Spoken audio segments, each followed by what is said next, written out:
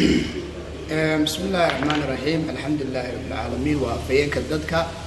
بلال مصطفى داير oo ku soo biiray isaga oo socota YouTube oo idinku balan qaaday arimaha waxa weeyaan arka inay fiican yihiin maanta waxaynu ka sheekeynaynaa waxa weeyaan dhammaan xaaladdan ka sheekeynaa waa xaalad ku socota qurbaha iyo dalka haddaan bilaabo qurbaha iyo dalku horta laba waxa weeyaan cirka iyo dhulku intay isku jiraan bay isku jiraan waayo nin dalkiisa jooga waa nin waxa weeyaa waa laba xiniyood leh nin dalkiisa aan joogin waxa weeyaa waa yaayuurdi waxa weeyaa waa bisad salo taqaanaan labada dhinac salo taqaanaan marka dhalinyarada fara badan rag iyo dumarba ama dhalinyarada zamankan joogta waqtigan joogta waynu ka duwanahay dadkii hore qurba joogta hal fikir bay aaminsanaayeen fikirkaas oo ah war meeshan safar baad ku tahay meeshan dhulkaaga maaha dhisanin waxba waxay aaminsanaan jireen inay dalkooga dhisaan iminka meelo badan oo Soomaaliya dhisan waxaa laga dhisay qurbaha iminka laakiin way isbedeshay meelo dunsan Soomaaliya waxaa laga duminayaa qurbaha kii jiga loo soo iibinayay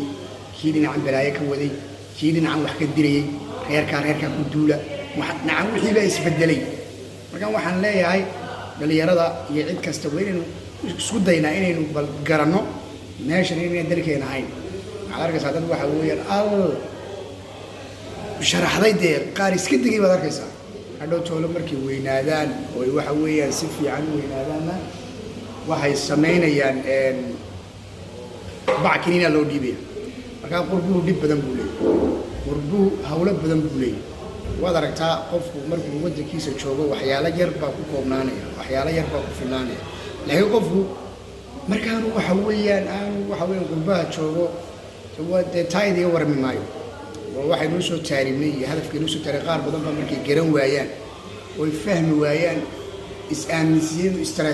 stress wax la yidhaha ma jiro wadanka markaynu joognay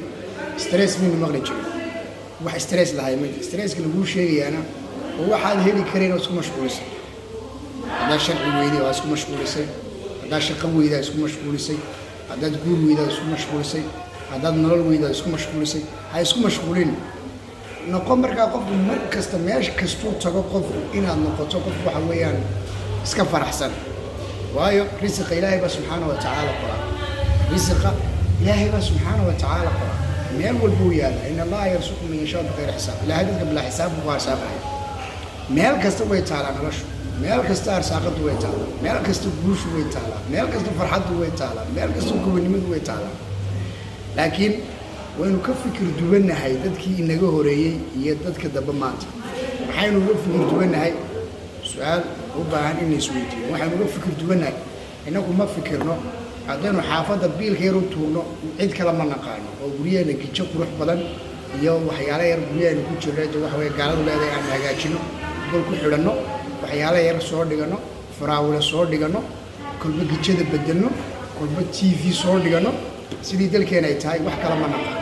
dadkii hore waxay ka dibisay lacagtoodu waxay ooli jirtay dahabshin iyo meelaha kale dadkii hore waxyaalahaas sameyn jireen dadkii hore way naga fikir duwanaayeen dadkii hore way naga maskax duwanaayeen dadkii hore maskaxdooda si kale u shaqeynaysay waxa weeyaan dee guryaha imika laynoo soo iibinayay qaar soo taaribayaan qaar ka soo cararayaan dadkii hore qurbaha laga dhisay nololkaa la soo xalaashaya maanta hebel baa taaribo dhul baa loo soo iibiyey dadkii horaa soo dhisay inaku markaa xabad laga yaabaa fikirkii hore inay wadato inaynu ku dayano ma garatay markaa qurbuhu niyo waa dadka uu ceelay rag iyo dumarba uu ceelay haddaa isleedahay qurbuhu waxa weeyaan wuxuu ceelay dad gaar rag iyo dumarba uu ceelay niyuusaa inoo wada haya ana qaadashaduna haya because waxaynu u imanay iyo waxaynu la kulannaa kala gedisan marka waan soo koobay dee waxaa ka soo qaatay waxyaalihii koobkoobna ama waxyaalihii fiicnaan ka qaatay marka aad baa idin salaamayaa assalaamu calaykum waraxmatullahi wabarakaatu saarsaarana oo si qiimo badan u saaro oo si sharaf badan u saaro oo si gobonimo ku jirto u saaro oo si guulnimo ku jirto u saaro waa afayeenkii dalka waa afayeenkii dadka waa afayeenkii idinka waa afayeenkii iyaga waa bilo oo bilaal Mustafa tahay oo ku nool xagga iyo Talyaaniga gaar ahaan Siciliya magaalada Palermo waxa weeyaan waa ninkii keligii waxa weeyaan waa iswada ma garatay markaa waxaa horumar ku gaarayaa guul ku gaarayaa idigoo ii saarsaara gaadhsiiyo rag badan gobonnimo sharaf baa idin cisaynaya intii markaa ii saartay oo ii soo dhaweysay maalintaan soo galay in yar buu marayay markii dambena in badan buu maraya maasha allah wallahi wadda soomaaliyeed aad baa u jecelahay aad u baasantiin maantana waxaan jeclay inaad ka sii badisaan oo waxa weeyaan saarsaartaan markaa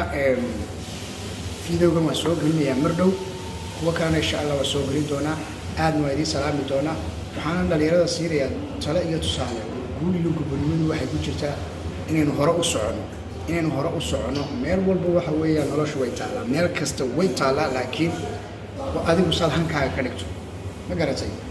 barnaamijka ku xigana waa soo gelinaya isla caawa aad baa idiin salaamaya assalaamu calaykum